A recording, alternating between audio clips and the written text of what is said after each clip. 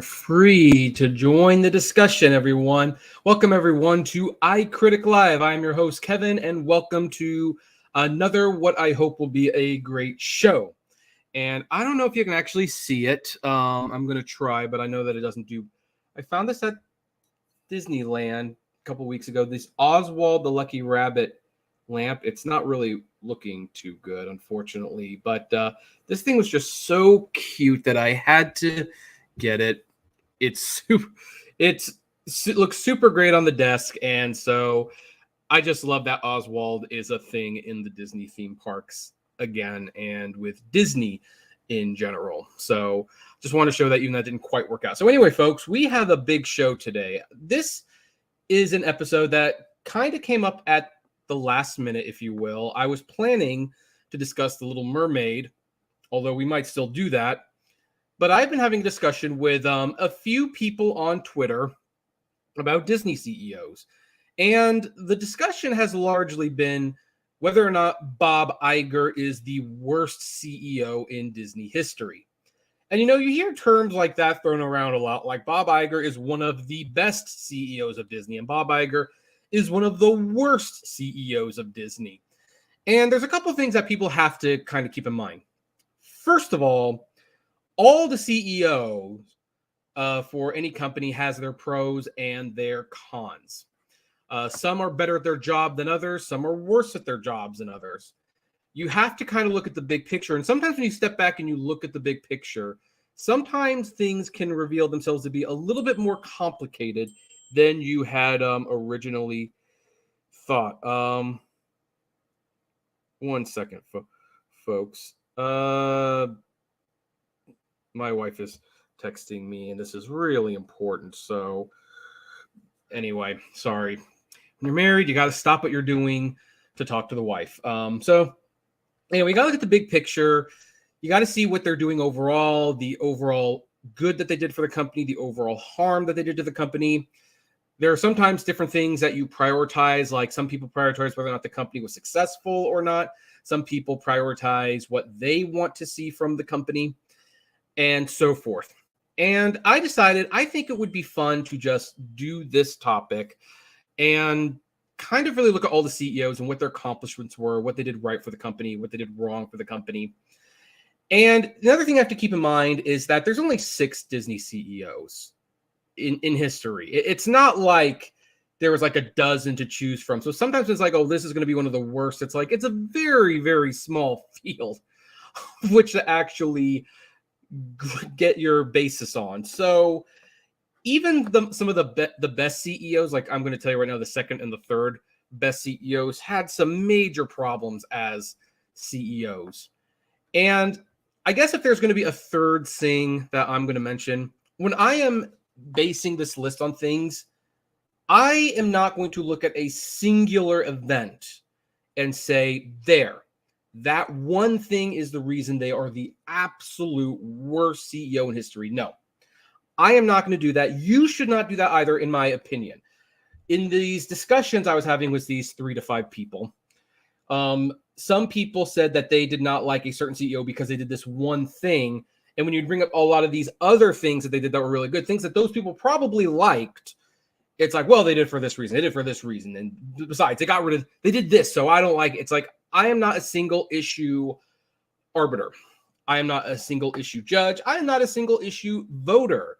That's why it's kind of hard for me at the elections, because if I was a single issue voter, it would be easy to pick a side. Okay, this is the one issue I agree with. Whoever says they're for that issue, that's who I'm voting for. But nope, I can't do that. I have to kind of look at the whole picture, and we are going to do that too. So it's been 5 minutes. And by the way, feel free to share your opinions on these CEOs, and we will, discuss some of those counterpoints as well, because I think that this could be a very fun discussion. So anyway, without further ado, let's start with the best CEO and go to the worst. I always like to start with the good as opposed to the bad. And Disney's best CEO, unsurprisingly, comes from someone who had Disney in their name, And that person is Roy O. Disney. Let me, now some of you might be scratching your heads a little confused right now, because shouldn't there be another Disney at the top of the list? Maybe someone whose name begins with W and ends with Alt? Well, I know what you're thinking, but here's the thing. Walt Disney was never a CEO. Kind of. Just remember what number you're on. I'll remind you what number, but we're doing it by rank. Walt Disney was a founder, a creator, and a producer, but Walt himself did not run the day-to-day operations of Walt Disney Studios. His brother Roy did that, and his company, his brother Roy, was named the official first CEO of the Disney company. Oh, thank you, Baba Scott. I really appreciate that. And I think it's pretty obvious why Roy Disney is the best CEO this company has ever had. And it's not because his name is Disney and he was Walt's brother. The reason Roy was the best CEO is because he basically was the money man. Like if you watch any Disney documentary, you'll read any Disney book, Roy was the money man. Walt would come up with an idea. I want to make an animated short with sound, which was Steamboat Willie. Roy figured out a way to pay for that. I want to make the first full-length animated motion picture, Snow White. Walt came with the idea. Roy has to figure out how to finance that. I want to build a theme park that emphasizes in storytelling and for families to come together and play. Guess what? Roy had to find a way to fund that. And when Walt died and Epcot was not finished, then Roy Disney was the one to get it finished. Yes, we're starting off from the best and working our way to the worst. So for that reason, Roy is the best Disney CEO. Now, here's the thing. He himself did not make a lot of personal decisions. He was not involved too terribly with creating stuff in the company. But he definitely found roundabout ways to make the Disney company stronger and bigger. And he laid the foundations for how the Disney company could survive. For example, when Walt wanted to make Fantasia, Roy did find a way to fund it, but guess what? RKO Pictures did not want to distribute it because they felt they would not make any money from it. So what did Roy do? He created the Buena Vista distribution label, and that's why Buena Vista is a thing. And he did this for many, many projects. Roy was the one who got things up and running. And when Walt passed, he ran the ship for a little while longer until his death.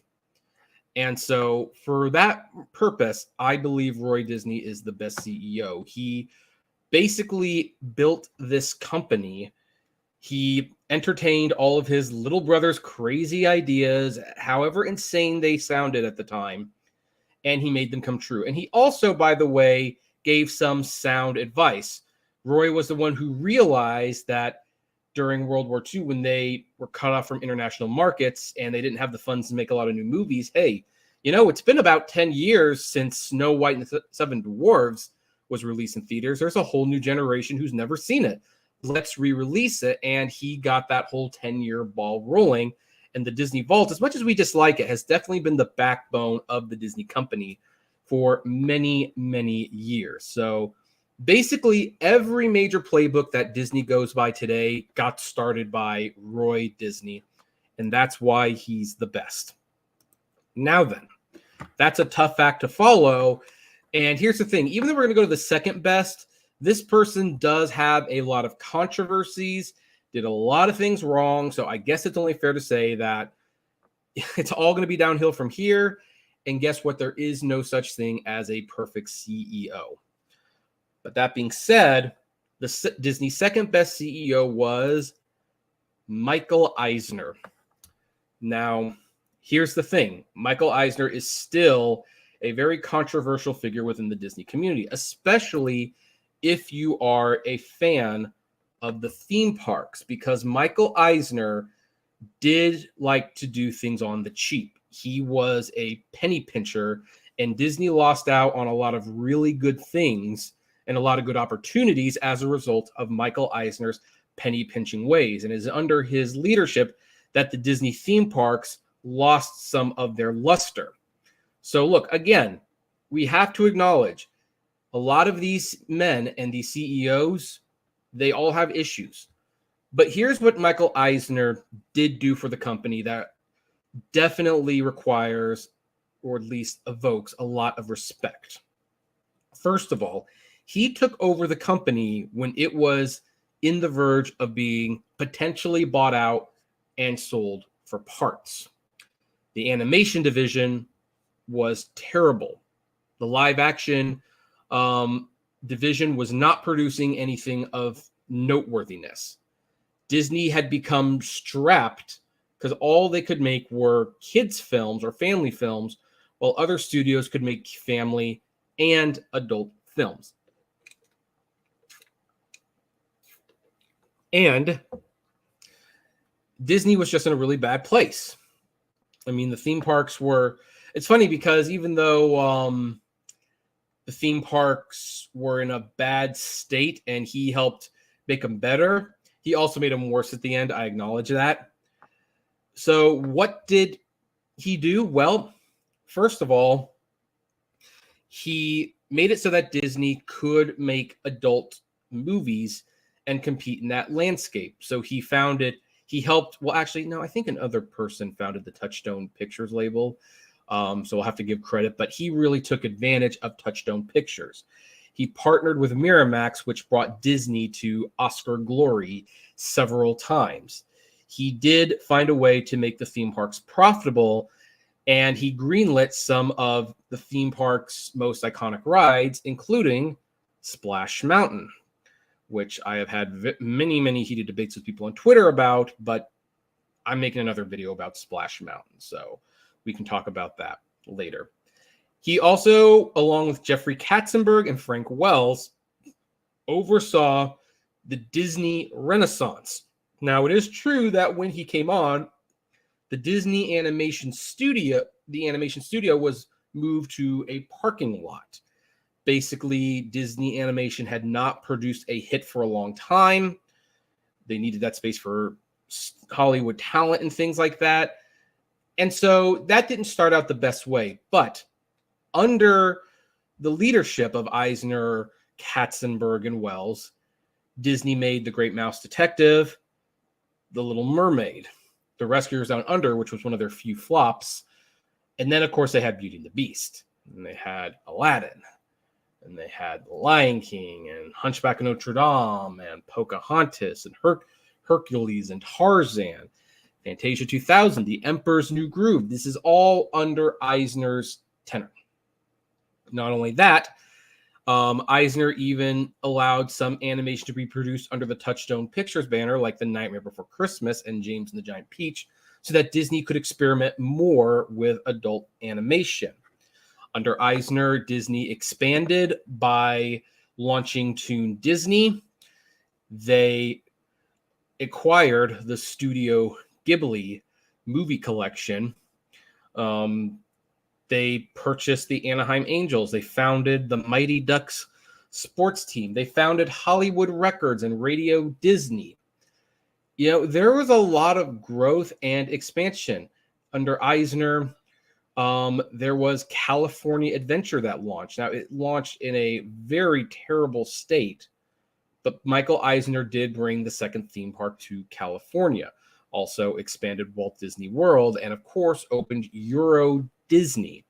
Now, Euro Disney opened in very rough shape, but, well, it eventually got better, and that ended up being a really good deal for everyone. And, of course, under Eisner, Disney brought some of their shows to Broadway. Under Eisner, we got Beauty and the Beast, the Tony Award-winning The Lion King, which if you have not seen The Lion King on Broadway, The Lion King is one of the greatest Broadway shows ever made. Alongside Phantom of the Opera, it is one of the quintessential Broadway productions to see. And of course, Eisner made a deal with Pixar, bringing us Toy Story, Finding Nemo, A Bug's Life, The Incredibles. I mean, these are all things that Michael Eisner did, and I think we forget about that. Now, some of the bad things about Michael Eisner were, well, he liked to be cheap. There were many movies that Disney did not make because Michael Eisner, frankly, didn't want to spend money on them. Not the least of which is, at one point, Disney could have made The Lord of the Rings. Didn't want to spend the money on it. That ended up not being a good idea. And just to let you know, yes, that we're talking about the Peter Jackson Lord of the Rings. We're not talking about any other version of Lord of the Rings. This was the Peter Jackson trilogy that eventually made it into theaters, won all those Academy Awards, became one of the most famous trilogies of all time. Disney could have owned that. As a result, they made the Chronicles of Narnia movies, and while I think the first one did pretty well, they canceled the series once the second one underperformed a little bit, and the third one was made by Fox, and now I guess the thing is being rebooted by Netflix or something like that. Eisner decided to shut down 2D animation just because movies like Atlantis and Brother Bear were losing the box office wars to Finding Nemo and Shrek. Even though I can tell you right now, the reason those 2D films were losing money wasn't because they weren't computer animated. It was because Shrek and Finding Nemo were much better movies. Lilo and Stitch, which was 2D animated, made pretty good box office because it was a good movie and the people told their friends to go see it. And of course, there was that whole Save Disney thing where Eisner wanted to eject Roy E. Disney, son of Roy O. Disney, from the company, and they were disagreeing with where the company was going. And Eisner seemed to have like a little bit of an ego trip near the end of his tenure. Like, he just thought he was hot stuff, and he botched the whole thing with Michael Ovitz, and the board was extremely loyal to him to a fault where, you know, shareholder value went down for a little while. Projects were failing. So Eisner did have some issues. There's a reason he effectively resigned. But again, Eisner saved Disney from bankruptcy. He oversaw the Disney Renaissance, built new theme parks, made the initial partnership with Pixar. These are very, very impressive things to have on your resume as a CEO. And now we're going to go to the third best Disney CEO. And this is going to be like the last good CEO, in my opinion. After this, it's all kind of diminishing returns.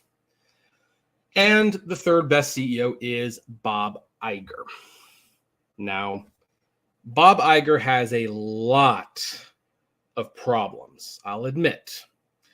He has made the company very IP focused. This is true. He has prioritized Marvel and Star Wars to almost everything else. This is true. He created Disney Plus and basically has not, well, at least whatever team he has put in place, I should say, have not done a great job at putting vintage Disney stuff on the platform. I acknowledge that. Here's the thing, though. Bob Iger, when you look at his accomplishments, his good accomplishments far outweigh his bad accomplishments. When he became CEO, Disney was in another rough patch. And by the way, you'll notice a theme here. Disney goes between good periods and bad periods. It's not all one person's fault, but it happens. One of the first things he did was he repaired the relationship with Pixar and ended up acquiring Pixar. When he acquired Pixar, that meant John Lasseter became a producer for Disney feature animation as well as Pixar feature animation. And people forget, for several years, there was like so much classic animation that was being released. we're talking Tangled, Inside Out, Toy Story 3, Frozen, Zootopia, Coco. I mean, these are all great movies. Oh, The Princess and the Frog. Because of Bob Iger, 2D animation came back. Now it's kind of on ice again while the 2D animators work on theme park stuff and things like that. But guess what? Apparently they're making another 2D animated film, and Bob Iger in his second tenure is apparently spearheading that. So that's a good thing. Bob Iger also knew that the Disney theme parks had been suffering because Michael Eisner had stopped updating them. He had stopped innovating. And as a result, the parks were starting to fall apart. Iger recommitted Disney to the theme parks and even spent $8 billion, more than what it cost to make California Adventure, to refurbish California Adventure. Disney California Adventure went from being a joke to where you got to ride such classic rides like Hollywood All-Stars Chaser, whatever the heck that thing was. And the tortilla bread walkthrough. And for some reason, Whoopi Goldberg was a huge part of California Adventure when it opened. He made it where you could, Tower of Terror and Monsters Incorporated and the Muppets came back. And now we have the Little Mermaid and the Midway Mania. I mean, Bob Iger really saved California Adventure from being just a dump of a theme park. And under Iger, of course, he bought Marvel. He bought Star Wars. I know some people don't like these things or they think there's too much of them. But here's the thing. These properties did help make Disney a lot of money, and it helped them to expand quite a bit. So Bob Iger did. Oh, and also one of the biggest things that Bob Iger did that I thought was like classic, he brought Oswald the Lucky Rabbit home to the Disney family. He brought Oswald home, which was Walt Disney's first creation. Now, there's some debate about why he did this. Some say it was because they wanted to make the Epic Mickey game. Some said it's because Diane Disney asked him to. It really doesn't matter what the real reason was. The point is he did it, and it's not like he had a lot to gain by bringing Oswald home to the Disney company. And what's even more impressive is that even though he brought him home, he hasn't really updated the character. Oswald is one of the few currently active Disney characters that remains old school.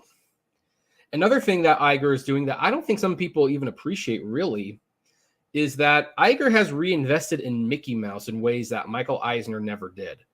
I mean, under Michael Eisner, Mickey Mouse was a symbol, a company logo, if you will. And they really didn't do much with the character. They said, we're going to remake Mickey shorts again. They made a few. They made the Christmas Carol and the Prince and the Potter. And then they made Runaway Brain and then basically buried it forever. But for the most part, Mickey didn't really do much other than show up at corporate events and commercials. Iger actually greenlit a Mickey Mouse ride at Disneyland, like not even a bad one. Like it's a genuinely good Mickey Mouse ride. Excuse me. And he put Mickey Mouse back on TV. He agreed to the Kingdom Hearts collaboration with Square Enix. And these are all great things. I mean, do you know that there have been more Mickey Mouse cartoons produced in the last 5 years than there were under the entirety of Michael Eisner's reign at Disney? Like, for those who say that Iger does not pay attention to legacy Disney anything, that's just simply not true. Iger has been hard at work making Mickey Mouse viable again. He does do things. He honestly has done a lot more with the Muppets than Eisner ever did. We got a couple theatrical Muppet films. We have the Muppet Babies reboot. We had the Primetime Muppet series. Like, I mean, if you're a Muppets fan, under Iger's tenure, a lot of Muppet content got produced and is still being produced. That Mayhem series on Disney Plus is awesome. It is really, really awesome. So I think Iger is actually woefully undervalued by hardcore Disney fans. Now, it should be noted that there are a few things that did happen under Iger's watch that, is not appreciative by Disney fans. Some will say that he kept Song of the South in the vault. In all fairness, Michael Eisner kept Song of the South in the vault. I don't think we're ever going to get Disney actually release that movie. We're going to have to wait for that to become public domain. But under Iger, Zippity Doodah basically became this problematic song, which I don't agree with. And Splash Mountain will be rethemed, which personally I'm not as objected to that, because I think those animatronics at Splash Mountain really were outdated and needed to be updated. If they want to retheme it, fine. I think there's a lot of potential there, and it's not like the track is going to be any different. But it should be noted there's a lot of fans of Splash Mountain, and that was not a popular opinion. Now, I'm also going to bring this up because some friends of mine, this is their big sticking point. Bob Iger let go of a studio executive called Dick Cook, and Dick Cook was one of the big people who kept the Disney legacy stuff alive, including the Walt Disney Treasures DVD series, which is a series I love. I made multiple videos about that. But Iger let him go, and that brought the end to some of these legacy projects.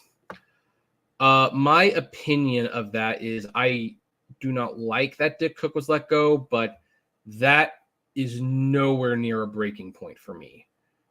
And partially because, honestly, I had some issues with Dick Cook myself. I did not like how under Dick Cook, the Studio Ghibli catalog, which are masterful works of art, basically were buried by Disney. Like, Dick Cook would literally bury these movies on DVD. They barely put them out into theaters. They wouldn't sell them at the Disney store. I remember when Spirited Away and Lilo and Stitch were nominated for Academy Awards for Best Animated Feature, Dick Cook pushed for Lilo and Stitch to win. And people would occasionally ask him about Spirited Away, and he's like, hey, look, if Spirited Away wins, we will delay the theatrical release by a month or so to give people a chance to see it in theaters. Well, Spirited Away won, and then when Dick Cook was asked about it, he's like, no, it's going out on DVD as scheduled. It'll be out in 2 days. And that was crummy. Like, as someone who's a big Ghibli fan, like, that was a scumbag thing to do. Now, someone did tell me, like, well, anyone could distribute Studio Ghibli. No, they couldn't. Whoever owned the distribution rights could distribute Studio Ghibli. Disney at the time owned the Studio Ghibli rights to distribute in America. And they basically did nothing with it. Nothing. And that was by Dick Cook's choice. So no, I don't think Dick Cook was necessarily a saint. He did a lot of good things, though. He defended Johnny Depp when they wanted to recast him Pirates of the Caribbean, and of course the Walt Disney Treasure series. But the thing is, when a new CEO comes in, executive changes are common. You can't take this stuff personally. So I don't think that decision makes Iger the worst CEO ever. In fact, there's 3 that are considerably worse. So the top 3 of the Disney CEOs were Roy O. Disney, Michael Eisner, and Bob Iger. After that, though, we basically have diminishing returns to the point where we might not even be discussing these ones nearly as much. But the 3rd worst Disney CEO is Card Walker. Card Walker basically became the CEO basically after Roy Disney died. And he was the co-CEO with Don Tatum. So he only was the CEO for 3 years. He decided he was the first one to, Tokyo Disney opened under his leadership.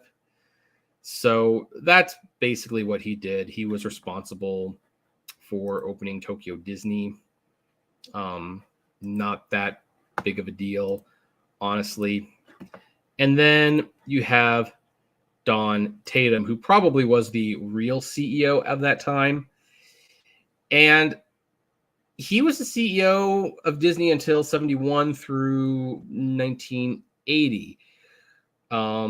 He helped with Walt Disney World Resort, Epcot, and planted the seeds of Tokyo Disney. Otherwise, he did not really shake up the company very much. He was one of these people like, how would Walt do it? Let's do it the way Walt did it. And as a result, the company did not really grow or expand. Disney was basically stuck during his tenure as CEO. But now, let's get to the two truly terrible CEOs. And the second worst CEO at Disney was Bob Chapek. And here's the thing. In some ways, I feel a little bad for Bob Chapek because he inherited the Disney company at the height of COVID. And that is not an ideal situation to be put in. But I do think COVID actually exposed Chapek for who he was, and it accelerated his term as a CEO. Basically, I can't think of really too many good things Bob Chapek did. Like, his whole thing was when he took over, parks had to be shut down, theatrical shut down, all that jazz. But that's not necessarily his fault. And he was just trying to survive. But basically, what he decided to do was he used this opportunity to completely take away the Fast Pass system and replace it with Genie Plus. A plan I want to know had started under Iger, but Chapek pulled the trigger and pushed it through. Chapek also decided to bet everything, and I mean everything, on Disney Plus. Basically, subscribers were the way to go. Making money at the box office wasn't. And while I can understand a couple of those movies not being put in theaters, because are you really going to sit on Artemis Fowl and pay the interest loans for that to become theatrical at some point when you can just put it onto Disney Plus, say, hey, we got a new movie up, and get people to subscribe and watch it? I don't blame him for things like that. But he did want to use this as a chance to, well, shorten the theatrical window. Like, hey, movies aren't going to be in theaters for 90 days. They're going to be on theaters in 45 days. And then they're going to be available on Disney Plus. And under his leadership, a lot of the physical media divisions got cut down or eliminated, which means we have seen fewer physical releases of Disney movies. Also, he decided to experiment with that Disney Premier Access, where for $30, you could unlock movies like Mulan and The Jungle Cruise and Raya and the Last Dragon, and watch them on Disney Plus so long as you continue to pay for a Disney Plus subscription. And he was a spreadsheet guy. He had no creative bone in his body. All he did was lay people off and cut positions. Maybe he had a vision, but I really can't think of too many good things he did personally.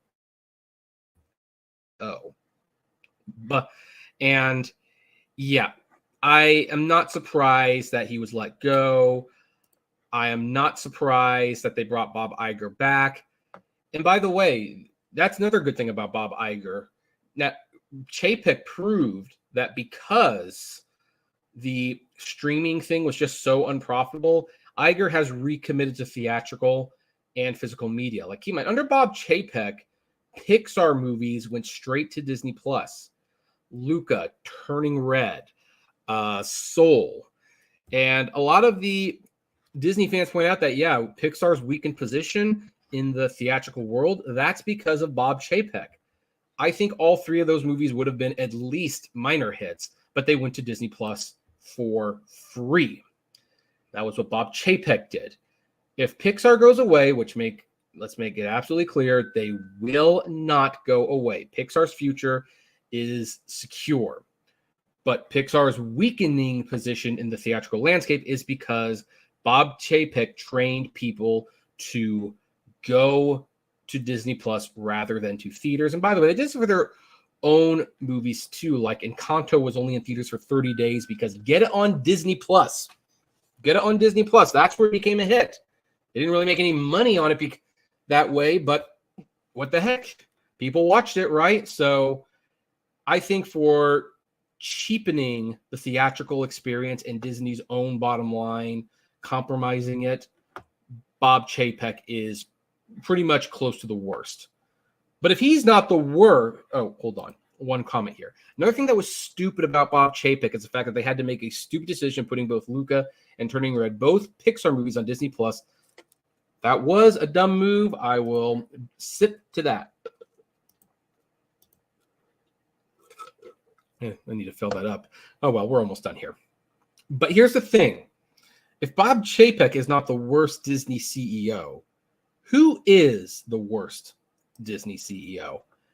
And it really pains me to say this one because I wish this was not the case. I really wish this was not the case. But it's Ron Miller. Here's the thing. Ron Miller was the husband of Diane Disney Miller. He was the son-in-law of Walt Disney. And let's dispel a common myth right now. Ron Miller is not a Nepo baby.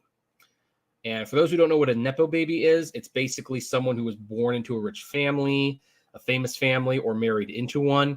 And they basically got some privileges and opportunities that most people would not have gotten because they were born into the family. That is not Ron Miller. He actually was a military man. He had skills. He worked his way up in the company, started with television, moved up. In many ways, Ron Miller should have been a great Disney CEO. And the sad thing is, by all accounts, he almost seemed like he would be a natural. He was good with people. He was very well liked. What he did not apparently possess was great business skills. He probably wasn't that cunning. He might have been a little too nice, in fact. There's that famous video of Don Hahn and John Lasseter walking around the Disney studios making a home video, and Ron Miller came out, and they actually thought that they were like fired because they weren't supposed to be filming, and he gave them permission to film it as long as they didn't. I don't know. There was no internet back then, but as long as it didn't get out. But now it's out, and it's a great little thing. So thank you, Ron, for letting that go through. But he was basically too nice. And he did do some things that were noteworthy. He was the one who founded Touchstone. He also realized that cable TV was becoming a thing. So Disney Channel. The Disney Channel was launched under Ron Miller. And he did acquire the book movie rights to Who Framed Roger Rabbit. It didn't get made until Eisner came around, but he did acquire it. He saw the potential there. So I don't want to act like he did nothing. Ron Miller definitely could have been a great Disney CEO. So you might be asking now, why is he the worst when you have like Don Tatum and Card Walker, who basically were CEOs in name only? They didn't really do much. Well, here's the thing. Ron Miller decided that he wanted to stick to Walt's plan, a new animated movie every 4 years. And he was afraid to shake up the company that much. He basically wanted to focus on the things that had already been created by his father-in-law rather than focus on new things. And this is where Roy E. Disney, nephew of Walt Disney, took particular issue with Ron Miller. Because Roy Disney pointed out that if you were not creating new stuff and you were not expanding, then what you were basically doing was running a museum. Miller did not want to invest in new theme park rides, except for one. He was in early negotiations to bring a Star Wars simulator to the Disney theme parks. When George Lucas at first said he wanted to put it in malls, Miller said that technology was too good for malls. Why don't you bring it to Disneyland? He did not close the deal, but that attraction eventually became Star Tours.